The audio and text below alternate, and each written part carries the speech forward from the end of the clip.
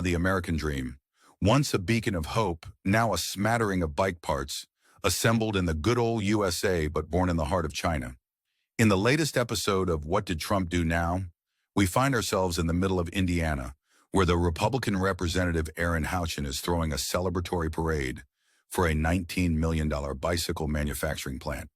That's right, folks. We're talking bicycles.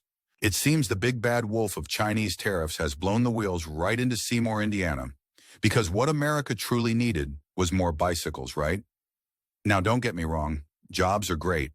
Giving people a way to earn a living is fantastic.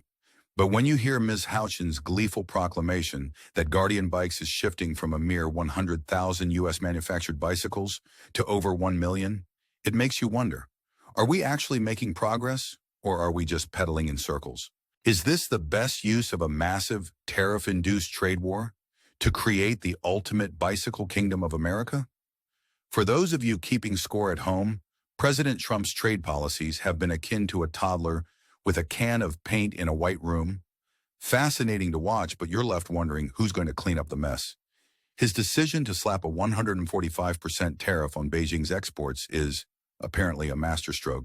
Meanwhile, in the real world, economists are clutching their heads and wondering if they need to start writing fiction novels instead. Guardian Bikes, the star of this peculiar tale, has promised its entire production will soon be U.S.-based. Their ambition is admirable, but let's not forget that this is the same administration that once suggested nuking hurricanes. So forgive me if I'm slightly skeptical about the stability of this plan. Guardian Bikes relied on China for 70% of its production, and now they're going cold turkey. It's like going from a fast food diet to kale smoothies overnight. Expect some turbulence. But hey, let's not be too hasty in our judgment. Perhaps this is the beginning of a new era, where Indiana becomes the Silicon Valley of bicycles. Or maybe it's just another episode of Trump's Trade Wars, the reality show. Either way, one can only hope that Guardian Bikes doesn't end up as the next Radio Shack. But there's always a silver lining. If you're enjoying this satirical sojourn through Trump's America, why not hit that subscribe button, like, comment, and let's keep this conversation rolling. After all, we're all in this absurd adventure together, and your thoughts are what keep this channel spinning. What's your take on this bold new bicycle frontier? Is this a genuine step forward or just another example of Trump's smoke and mirrors? Share your wisdom in the comments below.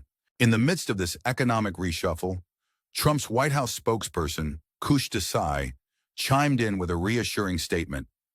Trillions in historic investment commitments from industry leaders reinforce what President Trump has been saying all along. If you make your product in America, you don't have to worry about tariffs. Because, of course, the average American wakes up every morning worrying about tariffs. Not healthcare, not education, but tariffs on Chinese bicycle parts. It seems the administration has its finger on the pulse of the nation. Supporters of Trump's grand plan are heralding it as a brilliant negotiating strategy. The critics, on the other hand, are suggesting he's driving the global economy into the ground. But let's be real here. Who needs a stable global economy when you can have a shiny new bicycle factory in Indiana? In a world where logic has taken a back seat and satire writes itself, Trump's America continues to be the gift that keeps on giving. So, sit back, grab some popcorn, and enjoy the ride. Or better yet, grab a bicycle. You might need it when the global economy finally collapses under the weight of tariffs and trade wars. As always, thank you for tuning in. Don't forget to subscribe, like, and share your thoughts below. Until next time, keep your wheels spinning and your sense of humor intact.